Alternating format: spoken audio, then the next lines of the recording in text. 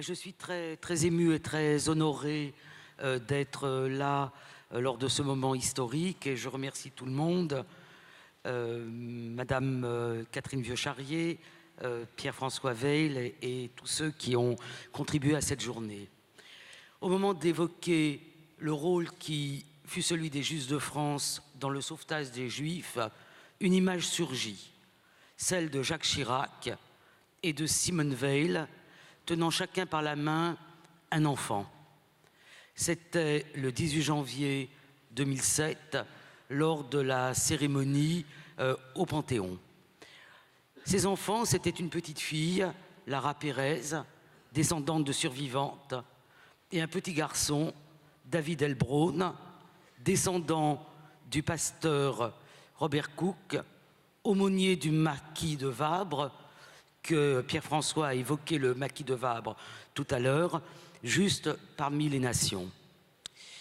Une pensée de gratitude et d'affection va en cette soirée vers Simone Veil, qui fut la première présidente, entre autres, de la Fondation pour la mémoire de la Shoah, une institution à laquelle j'ai l'honneur de participer. Alors, il est très difficile de répondre à la question de ce que sont les justes.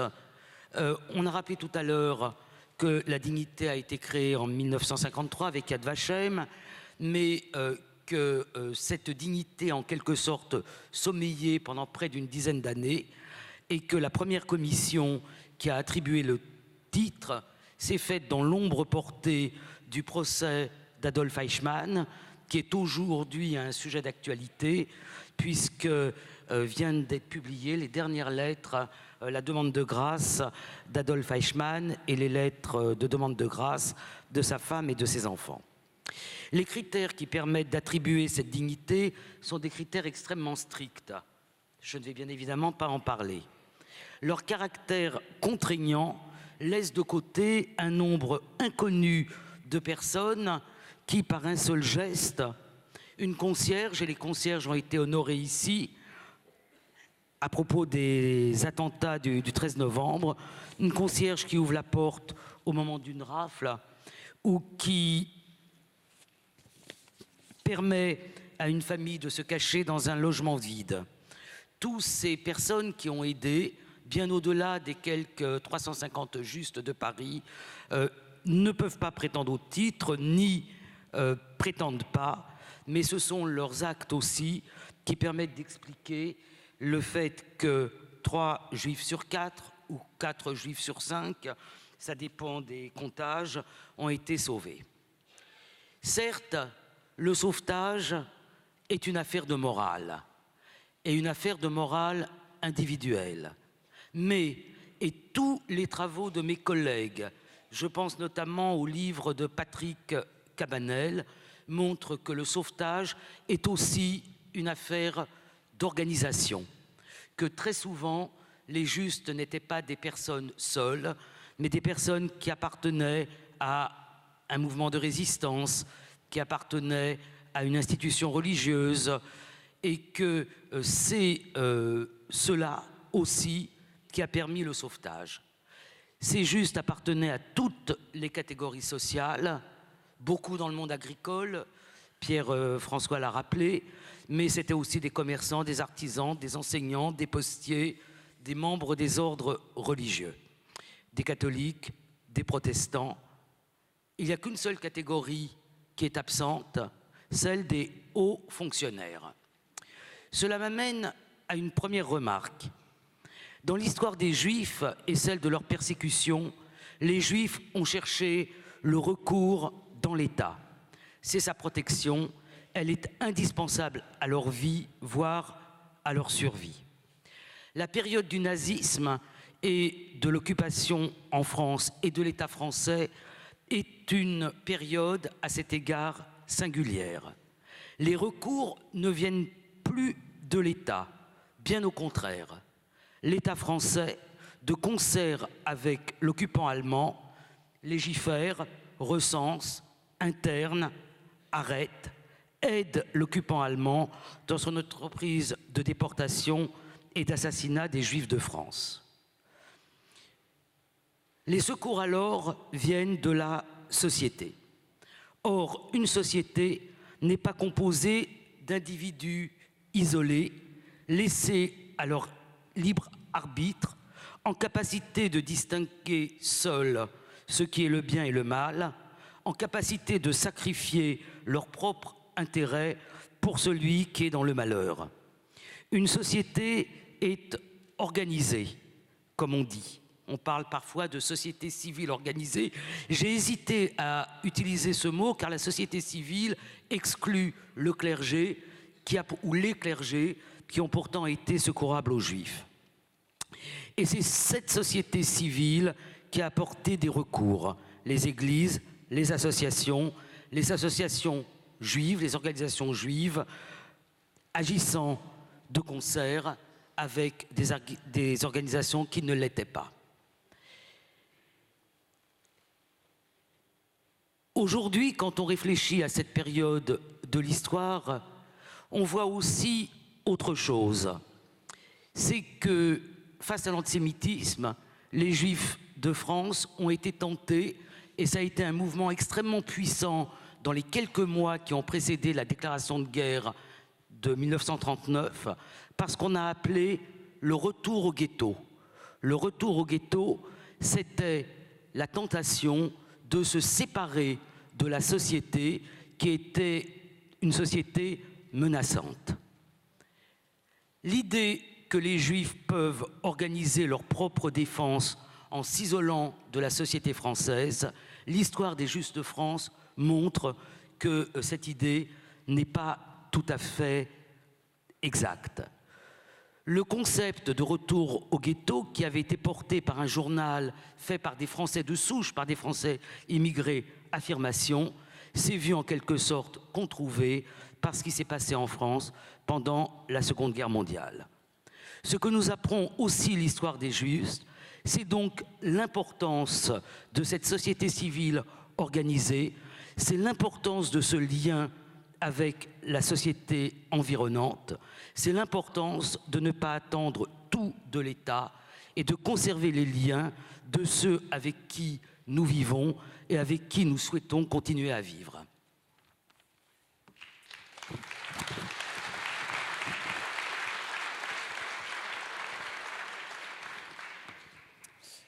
Donc moi, il m'a été demandé de compléter, si c'est vraiment nécessaire, l'intervention de ma collègue à partir d'un regard sur l'histoire du titre de Juste en France.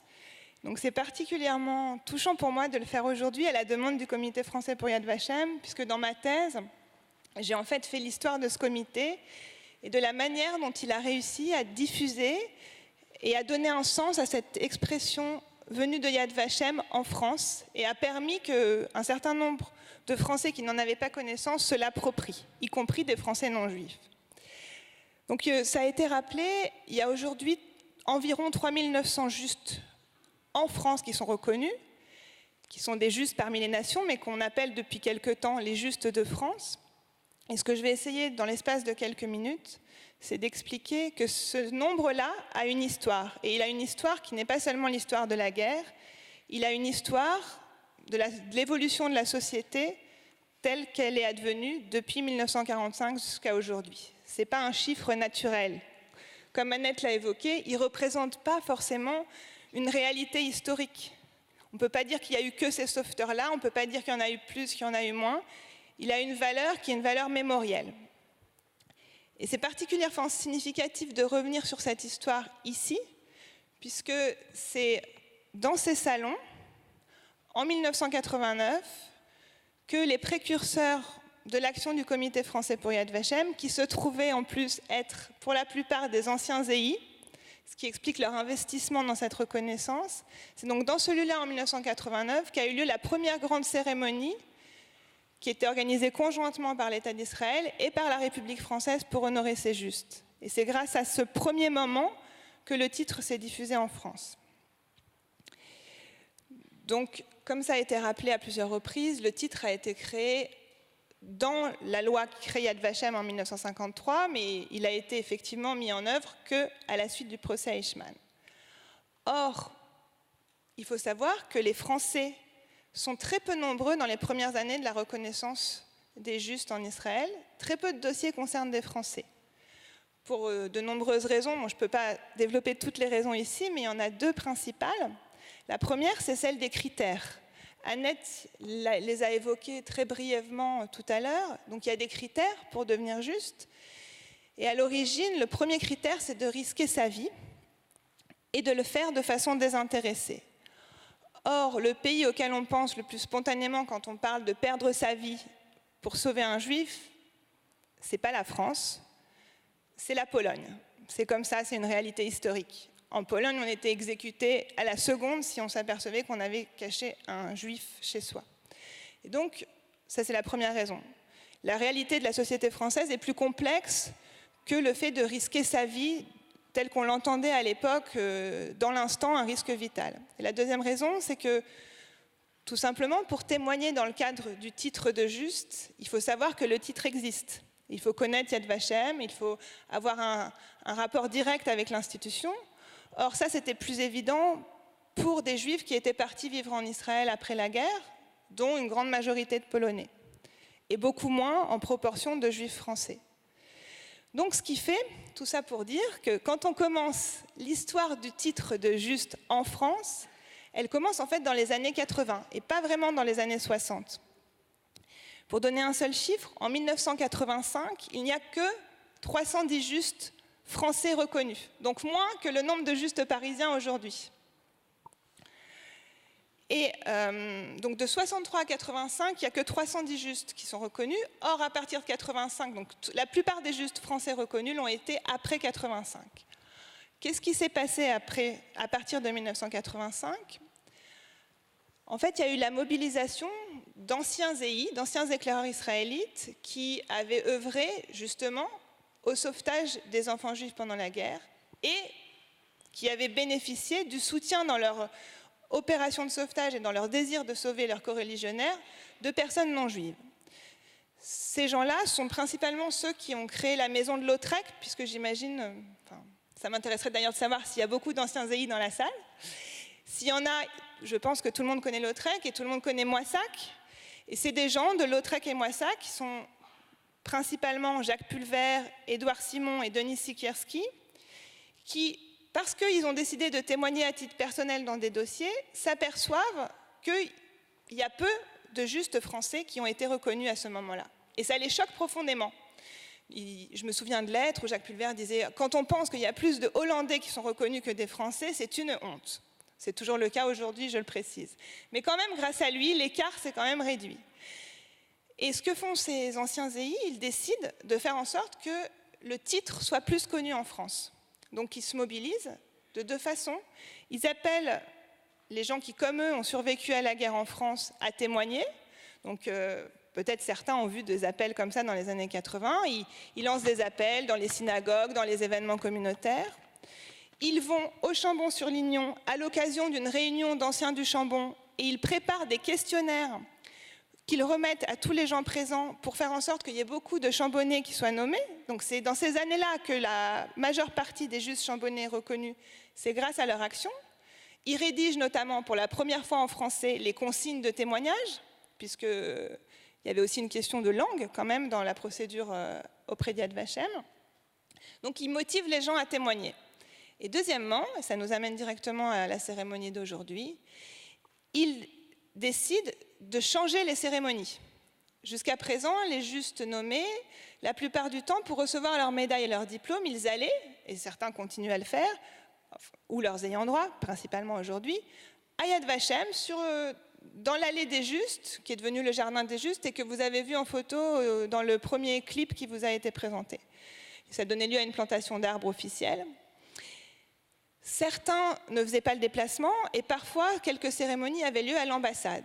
Mais aucune cérémonie n'était sortie en quelque sorte de l'espace purement de l'État israélien. Or, ce qu'ils décident de faire, c'est de faire en sorte qu'à travers le titre de juste, l'État d'Israël soit mieux connu de la société française, et notamment de façon positive. Et donc, ils décident d'organiser des cérémonies dans des lieux républicains. Donc, dans les mairies de ces villes et de ces villages qui aujourd'hui forment le réseau des villes et villages de justes. Et la première importante cérémonie, elle a lieu ici en 1989, à l'initiative du Comité français pour Yad Vashem et du maire de l'époque, qui est donc Jacques Chirac. Et c'est à cette occasion que l'équipe municipale prend connaissance de la teneur et de la profondeur symbolique du titre de juste. Et c'est d'ailleurs à ça qu'on doit, pour partie, le fait qu'elle prenne sens dans la déclaration de 95 dont il a été question. Donc en fait, cet ancrage dans la société française, il commence à ce moment-là, avec une très forte augmentation des demandes auprès d'Yad Vashem et une diffusion des cérémonies dans l'ensemble du territoire français. C'est ce qui est à l'origine du réseau des villes et villages de Juste, en quelque sorte, puisque ça a territorialisé les Justes de France dans l'ensemble du territoire. C'est donc logique que la ville de Paris, à mon sens, je regarde Catherine en disant ça, adhère aujourd'hui symboliquement à ce réseau des villes et villages des Justes de France.